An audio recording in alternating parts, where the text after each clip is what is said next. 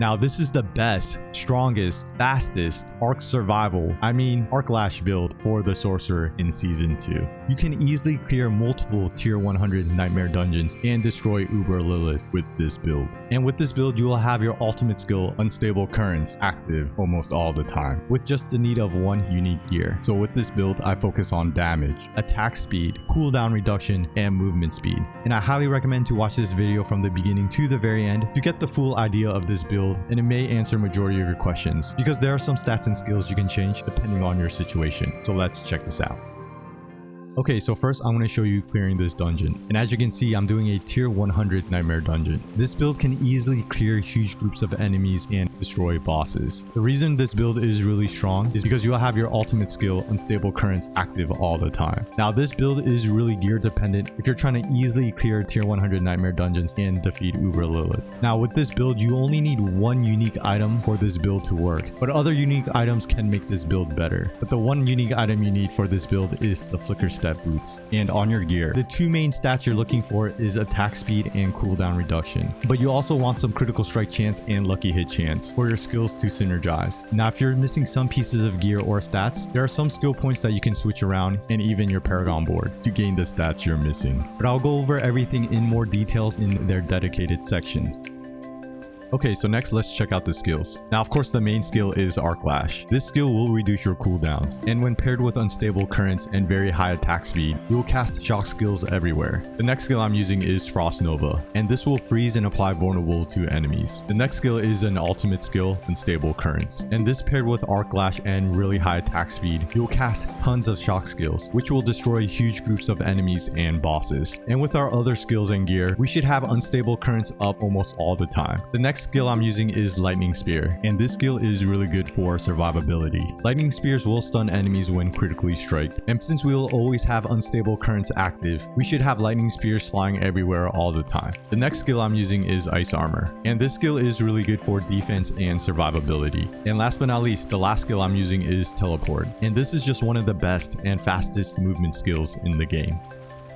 Okay, so next for the enchantments. Now the first enchantment I took is the Firebolt enchantment, and this will apply burning fire damage to our skills. Now doing burning fire damage will greatly boost our damage from the Paragon board. There are a couple glyphs that will multiply our damage, and you can get a lot of survivability from defensive stats like damage reduction from burning enemies. So this skill is not only good for offense, but also good for defense and survivability. The next enchantment I took is the Frost Nova enchantment, and this will give you a chance for your conjuration skills to unleash a Frost Nova when you lucky hit. And since we are building a lucky hit with this build, you'll see the Frost Nova enchantment a bunch of times because you will have Unstable Currents active almost all the time. So you should see Lightning Spears going everywhere and activating the Frost Nova enchantment. So this is another reason why you want to build some lucky hit chance. And of course Frost Nova is really good because it will freeze and apply vulnerable to enemies.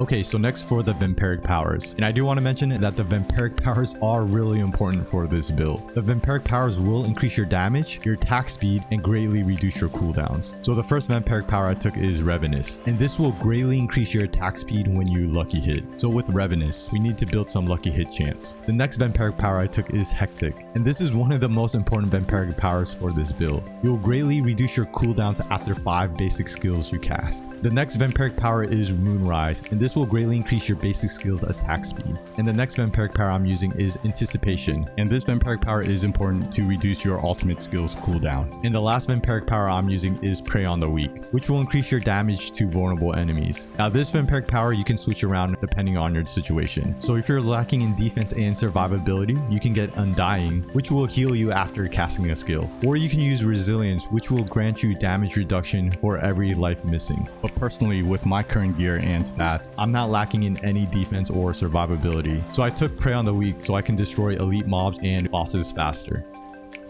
Okay, so next let's check out the skill tree. And I do want to mention with the proper gear and Paragon board, this skill tree layout should easily clear tier 100 Nightmare dungeons and destroy Uber Lilith. But if you are missing some gears and stats and you're lacking in offense, defense, or survivability, then there are some skill points that you can change around, and I'll share what skill points to change around when explaining tips on how to easily clear tier 100 Nightmare dungeons or tips on defeating Uber Lilith. So starting with the basic skills, I put 1 point into Firebolt, and this is just for the Firebolt enchantment, which will apply burning damage to our skills. Then I put 1 point into Arc Lash, a point into Enhanced Arc Lash, and a point into Glinting Arc Lash. And this is our main basic skill. And when Arc Lash hits a stunned enemy, it'll reduce your cooldowns. Now next for the core skills, I put 1 point into Devastation and 3 points to Elemental Dominance. And this will increase our core and mastery skills damage when using the ultimate skill, Unstable Currents. Next I put 1 point into Chain Lightning, a point into Enhanced Chain Lightning, and a point into Destructive Chain Lightning. Now even though we're not putting Chain Lightning on our skill bar, we're gonna get a lot of Chain Lightnings from our ultimate skill, Unstable Currents. And with Destructive Chain Lightning, you should see crackling energy everywhere.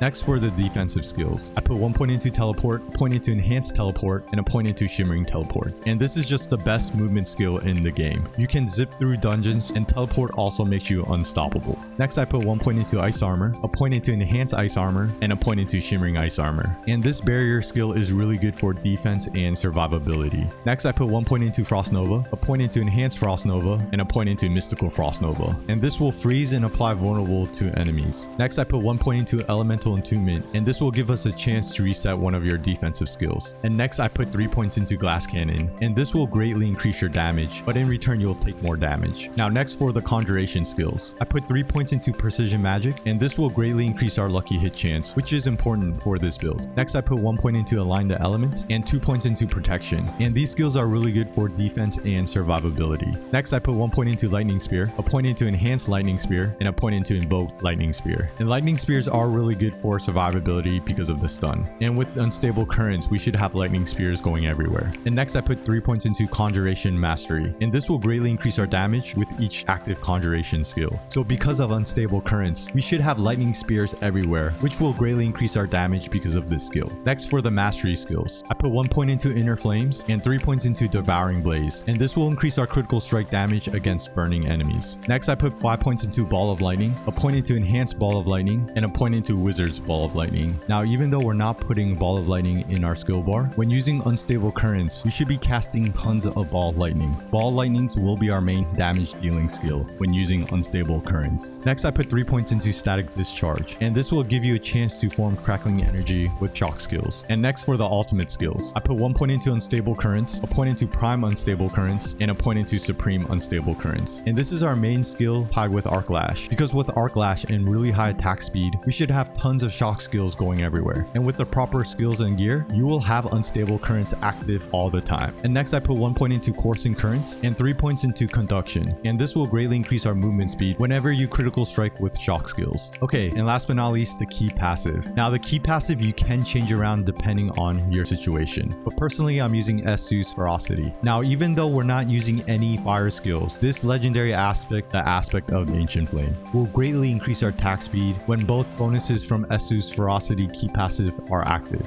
And to activate both bonuses to Essu's Ferocity, you either need to critically strike and kill enemies or critically strike a boss. And once you do so, you will greatly increase your attack speed because of this legendary aspect, the aspect of Ancient Flame. And having really high attack speed will pair with this Vampiric Power Hectic, which will reduce your cooldowns after 5 basic skills you cast. And also having really high attack speed will also affect the damage output of Ball Lightnings. Another key passive that you can take is Vire's Mastery if you're lacking in survivability, because you will take less damage from close enemies. But this skill will also increase your shock skills damage, which is also good. And the last key passive you can take is Overflowing Energy. Now Overflowing Energy is better when it comes to speed farming, because it will greatly reduce your cooldown for your teleport skill, but in return you're going to lose out in some damage or survivability compared to the other 2 key passives.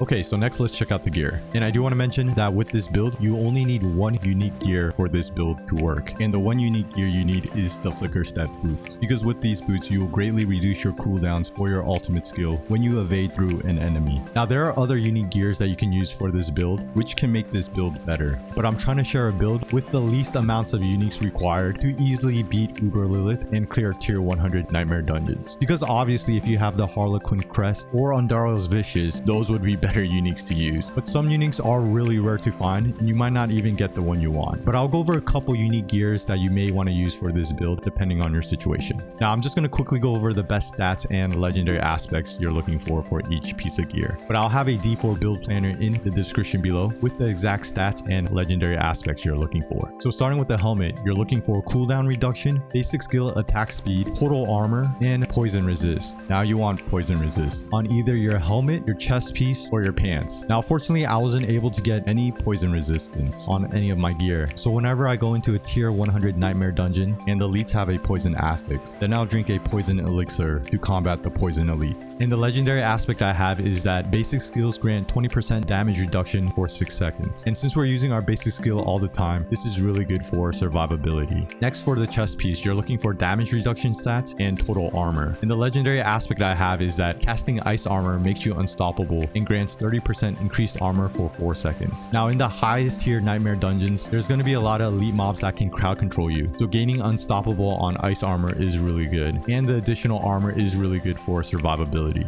Next, for the gloves, you're looking for attack speed, critical strike chance, and lucky hit chance. And the legendary aspect I have is that ball lightning orbits around you and deals 23% increased damage. So when you activate unstable currents, the ball lightnings will orbit around you and deal huge damage. And the ball lightnings will destroy huge groups of enemies and bosses. Next, for the pants, you're looking for damage reduction stats and ranks to ball lightning. And the legendary aspect I have is that you gain 1% increased armor for 4 seconds when you deal any form of damage, stacking up to 60%. And this is just one of the best defensive legendary aspects in the game. And next, for the boots, we're using of course the unique boots, the flicker step boots. And you want high movement speed and damage reduction stats on your flicker step boots. And the unique aspect is that each enemy you evade through reduces your active cooldown by 3.6 seconds up to 10 seconds. And with these unique boots, and of course with all our other skills and gear, we should have the ultimate skill active all the time. Next, for the weapon, you're looking for a one-handed wand, because with a wand you get the base stat lucky hit chance, and the stats you're looking for is intelligence and any high roll damage stat. And the legendary aspect I have is that you deal 28% increased damage to vulnerable enemies while you have a barrier. And for the offhand, you're looking for basic skill attack speed, critical strike chance, cooldown reduction, and lucky hit chance. And the legendary aspect I have is that unstable currents has a 17% chance to cast an additional shock skill. And since we always have unstable currents active, getting that additional cast and shock skill is really strong. For the amulet, you're looking for movement speed, cooldown reduction, and ranks to defensive skills. And the legendary aspect I have is that while both bonuses from Esu's Ferocity key passive are active, your attack speed is increased by 60%. And to activate both bonuses from Esu's Ferocity, you just have to critically strike a boss or critically strike an enemy when it dies, and then you'll get that huge boost in attack speed. Now for the rings, you're looking for critical strike chance, lucky hit chance, and 2 high roll damage numbers. Now on both my rings, I also have cold damage, which is not needed. The only reason I took cold damage is because on the Paragon board, there's a legendary node called Frigid Fate, and this will greatly increase your damage to vulnerable enemies depending on your stats on your cold damage, and this will multiply your damage. But equipping those 2 rings with cold damage brought my multiplier up by 4%, because as you can see current bonus at 16%. But when I take off the rings, and if you check out the legendary node Frigid Fate again, you'll see my current bonus drop down to 12%. So I got a 4% multiplier increase in damage by having cold damage on my rings. But like I mentioned before, it's not needed, because having a 12% multiplier damage on Frigid Fate without building any cold damage, and this is just stats from the Paragon board, we get an automatic 12% damage multiplier. Okay, so now putting back on the rings, the legendary aspect on the first ring is that basic skills gain 30% increased attack speed. And the legendary aspect for the second ring is that critical strikes with core skills increase your attack speed by 24% for 5 seconds. Now we don't have any core skills on our skill bar, but when we use unstable currents, you'll see chain lightnings go everywhere, which is a core skill. And when they critical strike, you'll gain a huge boost in attack speed.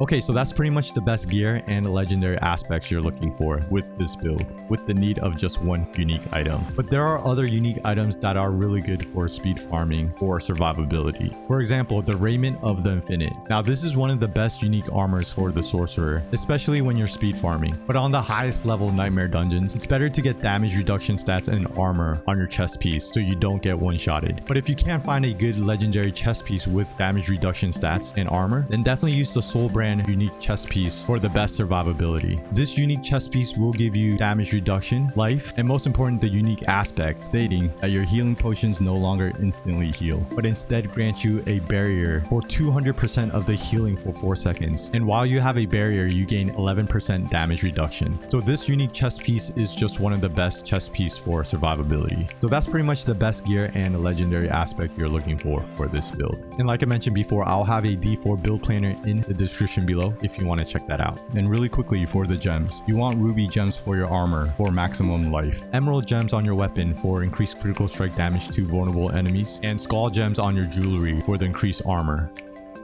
Okay, so next for the Paragon board. And I do want to mention that some glyphs you can switch around depending on your situation and what is needed. And for this Paragon board, I took 8 glyphs to maximize our damage output and gaining some defense and survivability. So let's check this out. So for the starter board, I took the exploit glyph, and this will greatly increase our damage to vulnerable enemies. And the second Paragon board I took is burning instinct. And the glyph I took is destruction, and this will greatly increase our critical strike damage. And I do want to mention that you want to take these magic nodes and this rare node safeguard for increased defense and survivability. And also these magic nodes and this rare node, smoldering embers, which gives you damage reduction from burning enemies, which is also really good for defense and survivability. And because of our firebolt enchantment, all the enemies around you should be burning. Then I headed this way, and the next legendary node I took is enchantment master, and the glyph I'm using is tactician, and this will greatly increase our damage after we cast a defensive skill. Then I headed down this way, and for the next Paragon board I took ceaseless conduit, and the glyph I took is elementalist, and this will greatly increase our damage when we deal fire, cold, or lightning damage. And this is one of the glyphs where the firebolt enchantment is important because it will apply burning fire damage to your skills, so you can get the damage multiplier. Then I headed this way, and the next Paragon board I took is frigid fate, and the glyph I chose is charge, and this will greatly increase your damage after picking up crackling energies. And I also took the frigid fate legendary node. Now even if you don't build any cold damage at all, you should always get this legendary node frigid fate, because you will at least get a 12% multiplier damage increase because you're naturally just getting cold damage from your stats. But since I have cold damage on my rings, this multiplier is slightly higher. And with this Paragon board, I did split it up into 2 directions. So first heading up, I took the Searing Heat Paragon board, and the glyph I chose is territorial. And this glyph is really good for survivability because you will gain 15% damage reduction against close enemies. Then I headed this way, and the next Paragon board I took is elemental summoner, and the glyph I chose is adept, and this will increase your mastery skills area of effect, which is really good for the skill ball lightning. And then heading back to the frigid fate Paragon board and going this way. And the last Paragon board I took is static surge, and the glyph I took is flame feeder, and this will greatly increase our damage to burning enemies, which is another reason I took the firebolt enchantment, so our skills can apply burning damage. Okay, so that's pretty much the best Paragon board layout for this build, but I do want to mention that only some of my glyphs are at level 15. So if you have all your glyphs at level 15 or higher, you're gonna get a couple more skill points on this Paragon board, and you can just apply those skill points wherever you see fit, because at the end of the day you're still easily clearing tier 100 nightmare dungeons and you're destroying Uber Lilith with this build, so it doesn't really matter. And there are other glyphs that you can take as well, like for example control, which is really good for speed farming and clearing high level dungeons, but isn't really useful on bosses. Another glyph you can take is reinforce, and this is good if you're lacking in defense and survivability because you gain a 15% damage reduction while you have a barrier active. So that's pretty much the full Paragon board layout for this build, and I'll have a D4 build planner in the description below with the full Paragon board layout.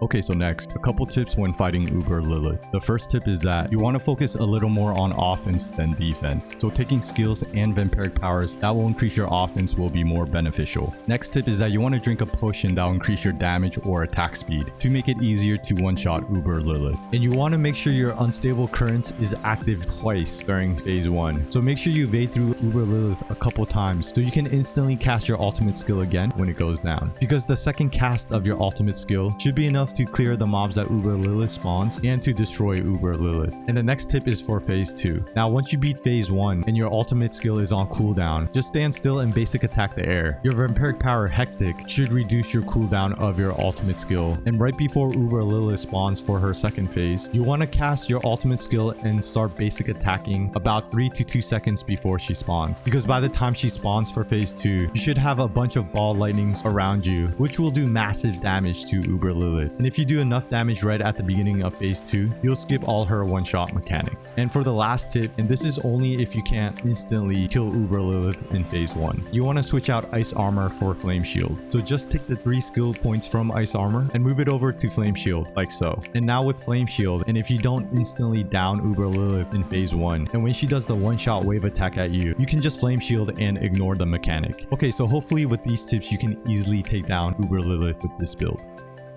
Okay, so next I'm going to go over some tips on how to easily clear tier 100 nightmare dungeons. Now, what I see most what people struggle with in the high level nightmare dungeons is their defense and survivability. So the first tip is if you're lacking armor, then drink an armor potion, and you can just craft an armor potion and it should be pretty good. And if you're lacking any resistance to a nightmare dungeon that has either poison, fire, or cold affixes, so for example, if you go to poison affix nightmare dungeon, then you want to drink a poison potion to boost up your poison resistance. Another thing you can do is switch up some of your vampiric powers. Now, when fighting Uber Lilith or any Uber bosses, ideally you want the vampiric power I have already set up. But if you need defense and survivability, I recommend to take off Prey on the Weak. And if you need more defense and survivability, you can also take out Moonrise. And you can switch it up for Undying, which will heal you after casting a skill. And you can also put on Resilience, which will gain you damage reduction for each life you are missing. So these are 2 vampiric powers that you can change if you need more defense and survivability. And last but not least, there are some skill points that you can change around on the skill tree to increase your defense and survivability. So first, you want to remove 3 points out of Glass Cannon, because even though this greatly increases your damage, it decreases your defense. And next, you want to take out 1 point out of Static Discharge. So with that, we should have 4 available skill points. You want to add 1 skill point into Protection to max it out, and this will grant you a huge barrier when you use a cooldown skill. And then you want to put the 3 remaining points into Electrocution, and this will greatly increase our defense when enemies are critically struck by your shock skills. And the last skill you can change up is your key passive, Esu's Ferocity.